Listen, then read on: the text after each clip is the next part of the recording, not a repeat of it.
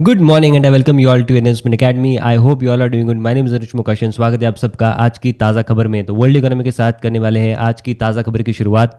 तो सबसे पहले यूएस मार्केट के अपडेट थोड़े ले लेते हैं। तो सो फार 88 कंपनीज के रिजल्ट आए हैं आउट ऑफ S&P 500 एंड उसमें 82% कंपनीज के जो रिजल्ट्स है तो those are beating analyst estimates. ऐसा डेटा है as per the fact set.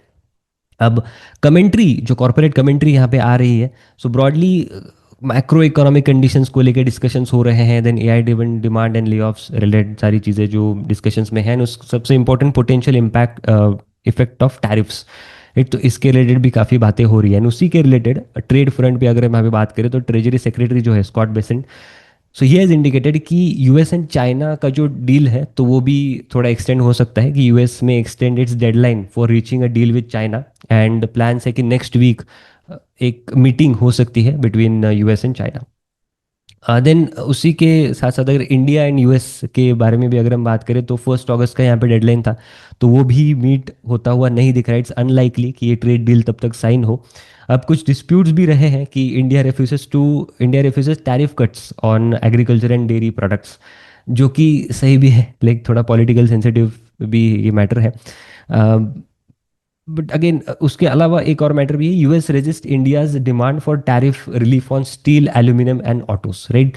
सो ये दो मेन कंसर्न्स यहाँ पे डिस्प्यूट एरियाज रहे हैं between India and US. And broadly US जो यूएस ट्रेजरी सेक्रेटरी जो है ही सेड कि फोकस यही होना चाहिए कि क्वालिटी ऑफ डील पे फोकस होना चाहिए रादर देन टाइमिंग, बिकॉज जो साइनिंग है तो वो मे बी प्लस और माइनस यहाँ पे हो सकता है। मतलब टाइमिंग का डिसीजन एंड एक्सटेंड भी हो सकता है। एंड ब्रॉडली अभी अगर हम देखें so it is said that कि इट्स मोर लाइकली कि सितंबर या अक्टूबर तक ये डील मोस्टली साइन हो सकती है। देन अब हम बढ़ते हैं अपने इकोनॉमी न्यूज़ की तरफ, राइट, इंडियन इकोनॉमी न्यूज़ की तरफ। तो ये थोड़ी पुरानी न्यूज़ है but I am covering it here because पहले कवर नहीं की थी। India's June core output, right. So India का जून कोर आउटपुट आप डिटेल्स देख सकते हो on the screen. So broadly कम ही है बट न्यूज़ में they are saying 3 month high पे है, बट ब्रॉडली अगर हम एक लॉन्ग टर्म ट्रेंड देखें तो वो कम ही दिखा है। एंड आउट ऑफ अगर हम इंफ्रा ग्रोथ देखें तो 3 out of 8 sectors have recorded positive growth. Steel has recorded the highest and coal has witness the sharpest contraction. So broadly एक नंबर्स अगर हम देखें देन ये क्यों है कि गवर्नमेंट का कैपेक्स की एक स्टेडीनेस वहाँ पे दिखी है। लो बेस का भी इम्पैक्ट है बिकॉज Q1 ऑफ FY25 में there was again elections related thing. And infra spending भी थोड़ी बहुत यहाँ पे हो रही है, सो उसका भी यहाँ पे इम्पैक्ट है। देन स्टील आउटपुट अगर हम देखें तो 9.3% का यहाँ पे बढ़त है। सीमेंट अगर हम देखें तो 9.2% की बढ़त है on low base. Cement companies के भी रिजल्ट्स अच्छे आ रहे हैं, that is also primarily because of low base effect as well. Then refinery products भी अगर हम देखें तो 3.4% की यहाँ पे इंक्रीज है। अब गिरा क्या है तो गिरा है कोल, गिरा है 7% से, natural gas and electricity 2.8% each. Crude oil and fertilisers have gone down by 1.2% से। And excess rains and high base effect का भी यहाँ पे रीजन बोला जा रहा है। देन स्टॉक स्पेसिफिक न्यूज़ की तरफ हम बढ़ते हैं। So IDBI bank and NSC backed NSDL plans for $463 million IPO launch next week and they are seeking $1.85 billion का वैल्यूएशन, राइट। सो ये IPO highly anticipated between 30th of July to 1st of August, राइट। And पूरा OFS होगा ये 4,000 odd crores का यहाँ ये total IPO होगा जिसका वैल्यूएशन रफली 16,000 odd crores के आसपास हो सकता है एनएसडीएल का। एंड एनएसडीएल का कोई ऐसा प्रोमोटर तो है नहीं अभी इसमें इन्वेस्टेड है आईडीबीआई बैंक 26% का स्टेक है एंड एनएससी इज इन्वेस्टेड 24% का उनका स्टेक है। नंबर्स अगर हम थोड़े देखें तो डीमैट अकाउंट्स का नंबर है 38 मिलियन 3.8 करोड़ का यहाँ पे नंबर है with NSDL. 289 registered depository participants है इनके पास। 64,535 इशूअर्स है and unlisted companies which are registered with them तो वो है 53,169, जो कि सीडीएसएल अगर हम देखें तो दैट इज 21,295। सो अब देखना पड़ेगा जब ये लिस्ट होगा देन उसके बाद वैल्यूएशन पैरिटी कैसे होती है, that would be interesting to see. अब रिजल्ट्स के बारे में बात करते हैं। रिजल्ट सीजन चालू है। सो पेटीएम प्रॉफिट में आ चुकी है कंपनी फिर से। Good good good results Paytm के। So it has posted net profit of 123 crores, revenues up by 28%। But पहले थोड़े ऑपरेशनल मेट्रिक नंबर्स थोड़े देख लेते हैं, डिटेल्स देख सकते हैं on the screen. Registered merchants अगर हम देखें तो 11% की यहाँ पे ग्रोथ रही है। Subscriptions and merchant including devices अगर हम देखें तो 20%, GMV 27%, merchant transaction total transaction 33% की यहाँ पे ग्रोथ रही है। हाईलाइटिंग नंबर इज की financial services customers Y Y गिरे हैं, बट अगेन जो क्वार्टर ऑन क्वार्टर सिक्वेंशियली अगर हम देखें तो 3% की यहाँ पे ग्रोथ दिखी है। सो सिक्वेंशियल में थोड़ा बहुत मोमेंटम बिल्डअप दिखा है। Summary of consolidated financial performance आप यहाँ पे देख सकते हो on the screen. So payment services 18% की यहाँ पे ग्रोथ रही है। Distribution of financial services has gone up bye 100%, right. So this is the main driver यहाँ पे। मार्केटिंग सर्विसेज गिरा है बाय 23% से, प्राइमरीली बिकॉज आपको याद होगा कि इनका जो टिकटिंग बिजनेस है तो वो इन्होंने बेच दिया था, राइट। तो उसका यहाँ पे इम्पैक्ट दिखा है। देन ओवरऑल अगर हम कॉस्ट वाइज देखें, right, so direct cost just 3% से बढ़ी है। Indirect cost excluding ESOPs has gone down by 20%, right. So major तो एक है कि ईसॉप कॉस्ट गिरी है 88%, 80% से, लाइक 169 crores थी and to more than 200 crores थी, अब तो just like 30 crores only, right. तो उसका भी यहाँ पे एक इम्पैक्ट है। एंड और उसके अलावा काफ़ी सारे कॉस्ट कटिंग मतलब कॉस्ट कंट्रोल इनिशिएटिव्स भी यहाँ पे हुए हैं, तो इसका भी यहाँ पे इम्पैक्ट है। And that is why EBITDA positive आया है इनका, 72 crores का एबिडा आया है and 4% margin. And contribution margin भी अगर हम देखो तो काफ़ी शार्प जंप यहाँ पे दिखा है in the contribution margin. Specially other direct expenses has gone down primarily because जो कलेक्शन कॉस्ट है रिगार्डिंग पर्सनल लोन्स तो वो यहाँ पे गिरी, ऐसा उन्होंने यहाँ पे बोला है। And contribution margin has reach to 60% जो कि बेस क्वार्टर में, that is Y Y June 24 quarter में it was just 50%। Then next result के बारे में बात करते हैं, डिक्सन टेक्नोलॉजीज। Q1 FY26 के रिजल्ट्स हैं इनके, डिटेल्स देख सकते हो आप on the screen. 95% income and expenses, operating profit flat, right. Operating profit margin is flat, 3.8% का ऑपरेटिंग प्रॉफिट मार्जिन है। 94% का यहाँ पे, जहाँ पे numbers are very strong, numbers are really very strong, but पिछले बार भी जो रिजल्ट आया था उसके बाद स्टॉक गिरा था, राइट। तो अब देखना पड़ेगा आज की कैसे रिएक्ट होता है। देन उसके बाद डायरेक्टली अगर हम पैट पे जंप करें तो 100% की यहाँ पे ग्रोथ दिखी है। ब्रॉडली ये सारी जो ग्रोथ है इन डिक्सन तो वो आ रही है primarily from the mobiles and EMS division. 91% mix is from mobiles and EMS division only, where जो बाकी सेगमेंट्स हैं इनके एलईडी एंड रेफ्रिजरेटर एक्सेट्रा तो वो डी ग्रो हो रहे हैं बाय 15-20% से। सो ब्रॉडली अभी ये जो सारा डिवीजन है 91% is mobiles and EMS only. But यहाँ पे कैच है कि रिसेंटली प्रोमोटर ने भी बेचा था, राइट। एंड उसके नेक्स्ट डे ही एक अनाउंसमेंट आई थी कि उनका customer is looking for some supply chain diversification. And reports भी आ रहे थे कि रफली 25% जो इंक्रीमेंटल प्रोडक्शन है तो वो दे भी दिया उन्होंने उनके दूसरे सप्लायर को। सो एक थ्रेट ये भी हो सकता है, तो एक ओवरहैंग रहेगा मोस्टली इनके रिलेटेड। देन नेक्स्ट KEI इंडस्ट्रीज के बारे में बात करते हैं। Q1 FY26 के इनके भी रिजल्ट्स आए हैं। सो नंबर्स आर रियली गुड, 25% की यहाँ पे ग्रोथ रही है इनकी रेवेन्यू में। EBITDA is up by 28% and PAT is up by 30%। And इसके साथ मार्जिन एक्सपेंशन भी यहाँ पे अच्छा खासा दिखा है। And broadly it is in line with what Polycab has also done. Polycab is also approx 30% की यहाँ पे ग्रोथ दिखी है। And wires and cables KEI का अगर हम देखें तो 32% की वाई ग्रोथ दिखी है, which is the main driver. And इसमें भी देर आर टू सेगमेंट्स, एक है institutional sales including the exports part and एक है डीलर डिस्ट्रीब्यूशन। तो dealer distribution is growing at 22% से, वेर एज जो इंस्टीट्यूशनल जो बिजनेस है that is gone up by 44%। And उसमें भी डोमेस्टिक अगर हम देखें तो 26% की ही ग्रोथ है, वेर एज एक्सपोर्ट्स ये बेस थोड़ा लो है यहाँ पे, but exports is gone up by 122% से। And broadly so we can say कि exports driven and institutional driven business इनको ज़्यादा आ रहा है। एंड ब्रॉडली अगर हम ये भी डिस्कस कर ले कि क्या इस सेगमेंट में, क्या इस इंडस्ट्री में पेंट्स जैसा थोड़ा डिसरप्शन आ सकता है क्या, सो time will tell.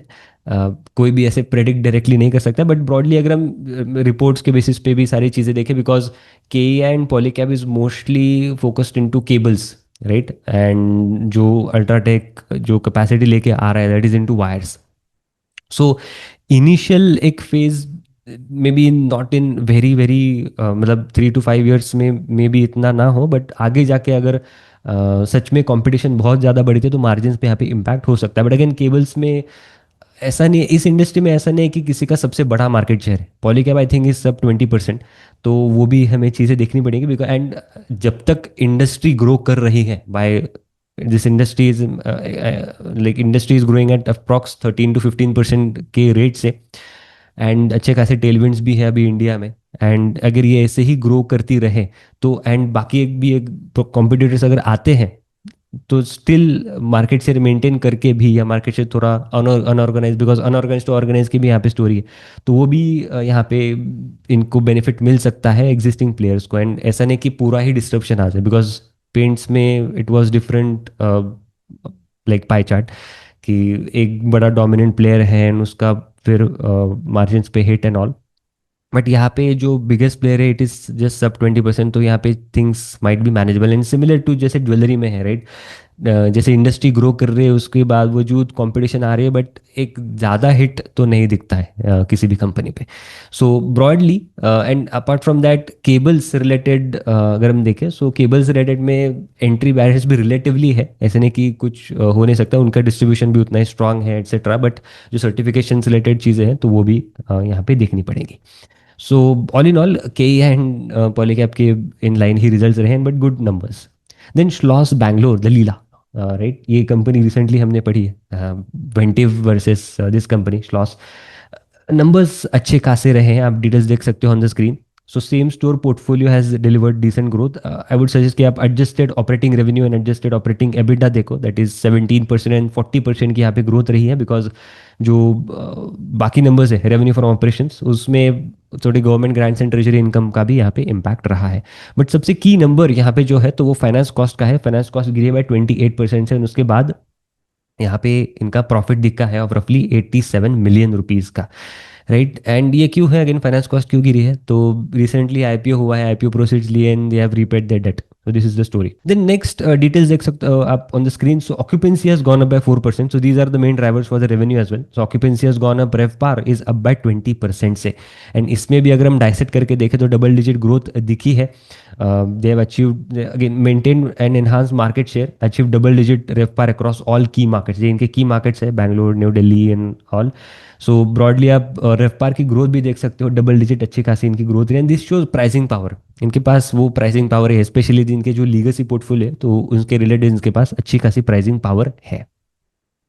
Then lastly credit axis ग्रामीण का रिजल्ट डिस्कस कर लेते हैं। तो क्या हो रहा है माइक्रो फाइनेंस स्पेस में, तो micro finance space seems to be bottoming out now, specially जो H1 है, H1 ऑफ FY 26, तो वो इस सारी कमेंट्री यही आ रही है कि ये स्टेबलाइज, इस यहाँ पे स्टेबिलिटी दिख सकते हैं। इसके बाद H2 जैसे फेस्टिव सीजन ऑन होगा उसके बाद H2 ऑफ FY 26 में ग्रोथ यहाँ पे अगेन दिख सकती है। आप L&T फाइनेंस का कौन कॉल देख लो, आप HDFC बैंक या ICICI bank, right, everyone is saying कि H2 जैसे ही फेस्टिव आता है सो ब्रॉडली वहाँ से अच्छी खासी रिवाइवल पीरियड स्टार्ट हो सकता है, at least for banking and NBFC, right. And अब उसके ट्रिगर्स क्या है, तो we are seen rate cuts हुए हैं, राइट, एंड उसके बाद लिक्विडिटी भी अच्छी खासी पंपिंग हो रही है मार्केट में। माइक्रो फाइनेंस स्पेसिफिक अगर हम देखें तो जो एमफिन गार्ड रेल्स हैं तो वो भी इम्प्लीमेंट ब्रॉडली सभी ने कर ही दिए हैं। सो ऐसा नहीं कि आगे अभी इसके बाद तुरंत कुछ हायर प्रोविजनिंग या हायर क्रेडिट कॉस्ट या हायर एनपीए साइकिल हम देख तुरंत दिखेगी, ऐसा तो नहीं लगता है, राइट। एंड कलेक्शंस भी अच्छे खासे अभी आ रहे हैं। एंड इवन आपने अगर L&T फाइनेंस का कौन कॉल सुना होगा तो रूरल कंजम्पशन यहाँ पे अच्छा खासा बूस्ट हो सकता है, प्राइमरी लेड बाय द जो मॉनसून है, तो अबव एवरेज मॉनसून बोला जा रहा है 10%, एंड 10 मतलब एवरेज से 10% अबव मॉनसून हुआ है, ऐसे एस्टिमेट्स है। And water levels are also decent.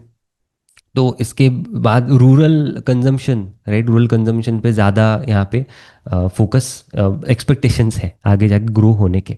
So broadly अगर क्रेडिट एक्सिस ग्रामीण की यहाँ पे बात करें, सो आप डिटेल्स देख सकते हो on the screen. So GLP is flat, that is loan portfolio is flat, whereas disbursements have gone up by 22% on year basis.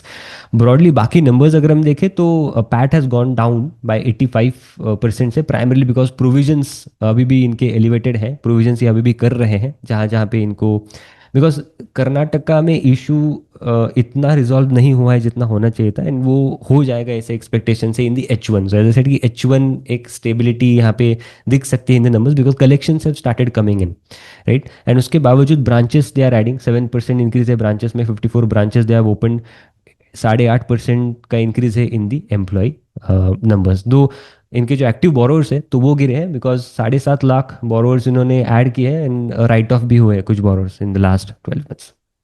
Then P&L statement अगर हम यहाँ पे देखें तो सबसे हाईलाइटिंग नंबर है टू हाईलाइटिंग इज प्रोविजन का number. So Y Y अगर हम देखें तो 200% प्लस की यहाँ पे ग्रोथ दिखी है on a Y Y basis provision के नंबर में। Whereas quarter on quarter अगर हम देखें तो 2% का डिप है, राइट, 1.9% का यहाँ पे डिप है। एंड यही एक चीज़ दिखा रही है कि एक स्टेबिलिटी, एक नॉर्मलाइजेशन अभी हो सकता है आगे जाके इनके प्रोविजनिंग नंबर्स में भी, एंड ये धीरे धीरे नॉर्मलाइज होगी ये सारी चीज़ें, एंड एक फिर से एक रिन्यूअल, जैसे कोविड के बाद की रैली हमने देखी थी इन द माइक्रो फाइनेंस बेसन in the overall banking NBFC, तो उसके उसी के रिलेटेड ये आगे एक रैली हो सकती है, because as I said again liquidity, rate cuts, everything is aligned and similar to जो 2012 के बाद का भी जो पीरियड था, एक विंडो था ऑफ 12 to 18 मंथ्स, तो सिमिलर एक विंडो आ सकता है, ऐसे डिस्कशंस भी हो रहे हैं। एंड बाकी अगर हम रेशियोज भी देखें तो पोर्टफोलियो यील्ड इज फ्लैट, यहाँ पे कुछ ज़्यादा अलार्मिंग ऐसा नहीं दिखता। एंड इसके बावजूद जो पार नंबर्स है, that is NPA across different buckets, that is 0, 30, 60 and 90 days PAR. So broadly वहाँ पे भी एक डिप दिख रहा है in the zero PAR 0+, PAR 30+, and stable हो चुका है एनपीए लेवल्स, राइट। एंड उसके बाद गाइडेंस की अगर हम यहाँ पे बात करें, सो 14 to 18% का गाइडेंस कंपनी ने दिया है for FY26। NIMS flat again 12.6 to 12.8% के रेंज में। क्रेडिट कॉस्ट 5.5 to 6% की यहाँ पे उन्होंने बोली है, बट जैसे जैसे अगर उनको दिखता है कि स्टेबिलिटी या नॉर्मलाइजेशन हो रहा है एंड प्रोविजनिंग अभी उतनी नहीं करनी चाहिए, तो वो भी यहाँ पे वो कम हो सकता है आगे जाके। ROA अप्रॉक्स 3% का एंड ROE अप्रॉक्स 12 to 13% का यहाँ पे उन्होंने गाइडेंस दिया है। सो ऑल इन ऑल जैसे जैसे H1 again I repeat, H1 एक एक सॉर्ट ऑफ एक स्टेबिलिटी यहाँ पे दिख सकती है, H2 से यहाँ पे ग्रोथ ब्रॉडली यही इंडिकेशन आ रहे हैं कि H2 से यहाँ पे ग्रोथ आ सकती है in the micro finance space. So this was it. I hope आपको ये आज की ताज़ा खबर अच्छी लगी होगी। ऐसे और वीडियोस के लिए हमारे चैनल पे बने रहें, लाइक करना, शेयर करना और चैनल सब्सक्राइब करना मत भूलना। मिलते हैं अगले वीडियो में। Thank you so much.